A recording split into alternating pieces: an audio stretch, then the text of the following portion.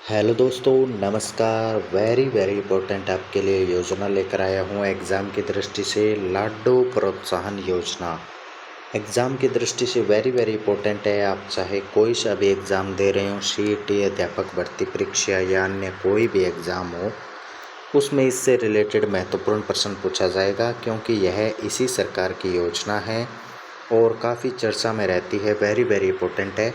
तो इस वीडियो में मैं आपके लिए इसका परिचय, इसके वित्तीय प्रावधान क्या है, इसके अलावा किस्तों का वर्गीकरण किस प्रकार से है, वो सारी की सारी जानकारी लेकर आया हूँ, जो आपके एग्ज़ाम में आपके लिए रामबाण साबित होने वाली है।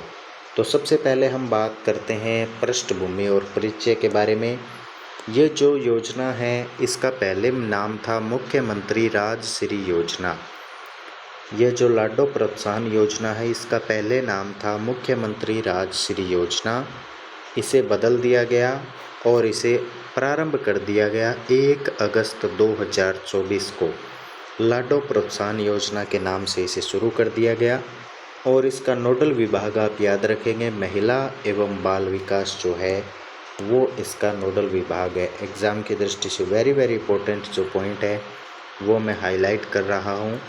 इसका पहले नाम था मुख्यमंत्री राजश्री योजना, 1 अगस्त 2024 को शुरू की गई। नोडल विभाग है इसका महिला एवं बाल विकास विभाग जो है, और राजस्थान सरकार भी इसमें साथ में है, तो ये भी आपको याद रखना है।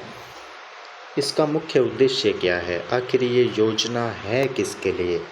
तो ये बालिकाओं के जन्म को प्रोत्साहन देने, लिंगानुपात में सुधार करने, बाल विवाह पर रोक लगाने तथा बालिकाओं को उच्च शिक्षा यानी स्नातक से जोड़ना इसका मुख्य उद्देश्य रखा गया है। यानी कि कुल मिलाकर कहें तो सिर्फ बालिकाओं के लिए ये योजना है। बालिकाओं के जन्म को प्रोत्साहन देना, लिंगानुपात को बढ़ाना, बाल विवाह पर रोक लगाना और बालिकाओं को उच्च शिक्षा से जोड़ने से संबंधित है ये योजना। अब हम बात करते हैं वित्तीय प्रावधान के बारे में। वित्तीय प्रावधान के बारे में महत्वपूर्ण बातें करते हैं कि इसमें कितने पैसे मिलते हैं, कैसे मिलेंगे, वो बात करते हैं। तो इसमें कुल राशि दी जाती है 1.5 लाख रुपए, 1,50,000 रुपये दी जाती है। पहले इसमें 1 लाख रुपए दिए जाते थे, लेकिन वर्तमान में वेरी वेरी इंपॉर्टेंट एग्ज़ाम की दृष्टि से अभी 1.5 लाख रुपए है वो दिए जाते हैं, और ये 7 किस्तों के अंदर दिए जाते हैं और 21 वर्ष की आयु पूर्ण करने तक ये दी जाती है। तो आरपीएससी हो या कर्मचारी चयन बोर्ड आपसे प्रश्न पूछेगा, वो किस्तों से रिलेटेड मिलान करवा सकता है या सत्य असत्य कथन पूछ सकता है। तो आप याद रखेंगे कि पहले 1 लाख रुपए मिलते थे और बाद में इस राशि को बढ़ाकर 1.5 लाख कर दिया है। 7 किस्तों में दिए जाते हैं और 21 वर्ष की आयु को पूर्ण करने तक दिए जाते हैं। ये भुगतान डीबीटी के माध्यम से होगा, डायरेक्ट बेनिफिट ट्रांसफ़र होगा, सीधे बैंक खाते में पैसे आएंगे। एक वेरी वेरी इंपॉर्टेंट यहाँ पर जो बात है वो ये है कि जो 6 किस्तें हैं वो तो माता पिता या जो भी अभिभावक हैं उनके खाते में आएंगे, और जो 7वीं और अंतिम किस्त है वो समम बालिका के खाते में उसका ट्रांसफ़र होगा। तो ये भी आपसे कथन में ऐसा पूछ सकता है, वो आपसे दे सकता है एग्ज़ाम में कि 7 किस्तों का भुगतान माता पिता या अभिभावक के खाते में होगा। तो ये बात गलत है, क्योंकि माता पिता और अभिभावकों के खाते में सिर्फ 6 किस्तें आएगी। 7वीं किस्त है वो बालिका समय के खाते में आएगी। संकल्प पत्र क्या है? ओजस पोर्टल के माध्यम से 1.5 लाख का डिजिटल संकल्प पत्र जारी किया जाता है, ये नॉर्मल बात है। अब हम देखते हैं जो कि एग्ज़ाम की दृष्टि से वेरी वेरी इंपॉर्टेंट है, किस्तों का वर्गीकरण। सारी की सारी किस्तें याद होनी चाहिए, कब कौन सी किस्त है वो दी जाती है ये भी याद होना चाहिए। तो एक तरफ दिया गया है यहाँ पर चरण, और यहाँ पर राशि, और यहाँ पर कौन सा नोडल विभाग है वो उस किस्त को देगा, उस रुपयों को देगा, वो भी याद होने चाहिए। यहाँ से भी ये जो लास्ट वाला है नोडल, यहाँ से भी एग्जामिनर आपसे प्रश्न है वो पूछ सकता है। तो सबसे पहला है बालिका के जन्म पर। बालिका के जन्म पर 2500 रुपये दिए जाएंगे चिकित्सा एवं स्वास्थ्य विभाग के द्वारा। फिर बालिका के 1 वर्ष पूर्ण होने पर व पूर्व टीकाकरण पर 2500 रुपये दिए जाएंगे, ये भी चिकित्सा एवं स्वास्थ्य विभाग द्वारा दिए जाएंगे। फिर है कक्षा 1 में प्रवेश लेने पर 4,000 रुपये, और वो भी सरकारी या फिर मान्यता प्राप्त स्कूल में प्रवेश लेने पर दिए जाएंगे, और ये शिक्षा विभाग द्वारा दिए जाएंगे, क्योंकि कक्षा में प्रवेश ले लिया है तो अभी शिक्षा विभाग है वो इन रुपयों को देगा। फिर कक्षा 6 में प्रवेश लेने पर 6 में 5,000 रुपये दिए जाएंगे, ये भी शिक्षा विभाग द्वारा।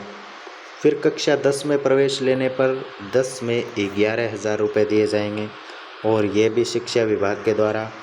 फिर कक्षा 12 में प्रवेश लेने पर 25,000 रुपये दिए जाएंगे, ये भी शिक्षा विभाग के द्वारा।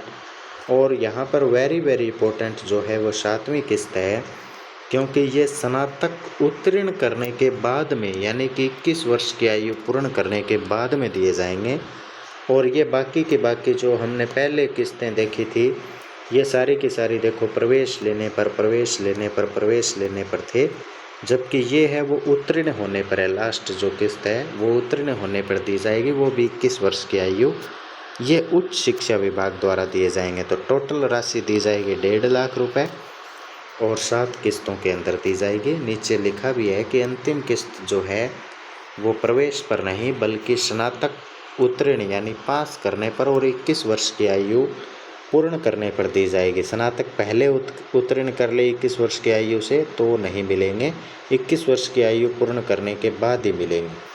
अब हम बात करते हैं इसकी पात्रता और शर्त के बारे में। ये काफ़ी नॉर्मल बात है, जैसे कि मूल निवासी होना चाहिए, राजस्थान का मूल निवासी होना चाहिए, माता पिता जो लाभार्थी है बालिका, और उसका जो प्रसव है वो किसी राजकीय चिकित्सालय या जननी सुरक्षा के तहत निजी जो अधिकृत अस्पताल है उसमें होना चाहिए, और इसकी सीमा 2 बालिकाओं तक है। ये एग्ज़ाम की दृष्टि से महत्वपूर्ण पॉइंट हो सकता है कि अगर इसका लाभ लेना है तो 2 बालिकाओं तक सीमित है।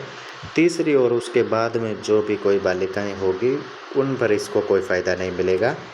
और इसकी जो कट ऑफ डेट है वो 1 अगस्त 2024 के बाद में जन्म लेने वाली बालिकाओं के लिए प्रभावी है। तो यहाँ से कथन में एग्जामिनर आपसे प्रश्न पूछ सकता है।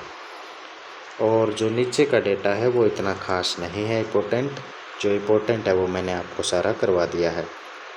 तो ये योजना थी लाडो प्रोत्साहन योजना, वेरी इंपॉर्टेंट है एग्ज़ाम की दृष्टि से। सारे पॉइंट जो मैंने हाईलाइट किए हैं उनको याद कर लीजिएगा, नोट्स भी बना सकते हैं।